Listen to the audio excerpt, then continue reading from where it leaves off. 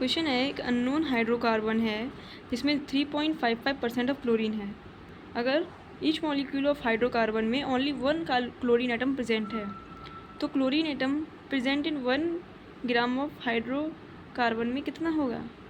तो हम बेसिकली इस क्वेश्चन को समझते हैं। उसमें क्या लिखा है कि हमने सबसे पहले क्या कर लेते हैं, सबसे पहले हम उस हाइड्रोकार्बन को लेट कर लेते हैं। हम क्या कर लेते हैं, हम उस हाइड्रोकार्बन को लेट कर लेते हैं CX एंड HY और क्लोरीन।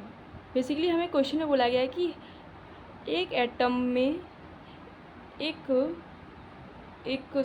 हाइड्रोकार्बन, ईच मॉलिक्यूल में बेसिकली एक क्लोरीन एटम है। तो हमने 1 क्लोरीन का मॉलिक्यूल लिया जिसमें हमने CX HY और क्लोरीन हमारा एक ही है। ठीक है, तो हमें एक चीज़ पता है, हमें क्या गिवन है, हमें क्लोरीन का परसेंटेज गिवन है। इस कंपाउंड में हमें, इस मॉलिक्यूल में हमें बेसिकली क्लोरीन का परसेंट गिवन है, वो क्या है 3.5% ऑफ क्लोरीन।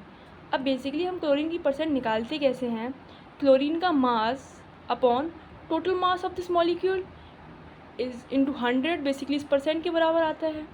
तो इससे हम बेसिकली इस मॉलिक्यूल का मास निकाल सकते हैं। हम एक थॉट प्रोसेस जनरेट कर रहे हैं कि हम इस मॉलिक्यूल का अगर मास निकाल लेंगे तो हम आगे क्या कर सकते हैं, हम आगे क्वेश्चन को प्रोसीड कर सकते हैं।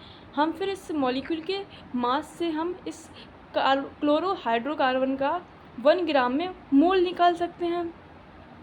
हम उन मोल्स को निकालने के बाद क्या कर सकते हैं, हम उन मोल्स को निकालने के बाद हम इस हाइड्रोकार्बन के मॉलिक्यूल्स को भी निकाल सकते हैं।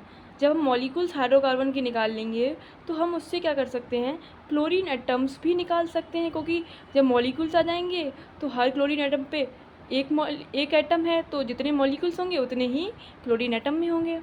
तो हमने ये थॉट प्रोसेस जनरेट करी। अब हम इसको प्रोसीड कर रहे हैं।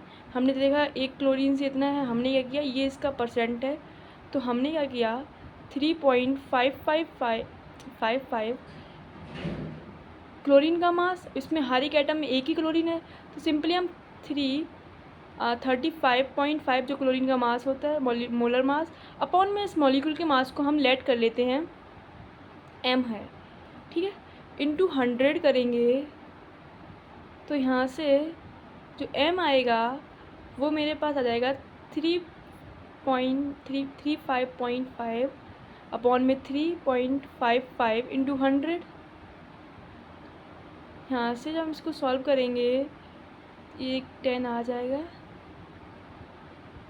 यहाँ से मेरे पास मास आएगा इस मॉलिक्यूल का, पूरे मॉलिक्यूल का मास हमारे पास आ जाएगा 100,000 आ जाएगा। ठीक है, अभी हमें मोल्स निकालने हैं of this molecule in 1 gram, molecule इन 1 ग्राम हमें गिवन है। 1 ग्राम में हमें 1 ग्राम गिवन है बेसिकली, तो 1 ग्राम में हमसे पूछा गया है क्लोरीन के एटम्स कितने होंगे।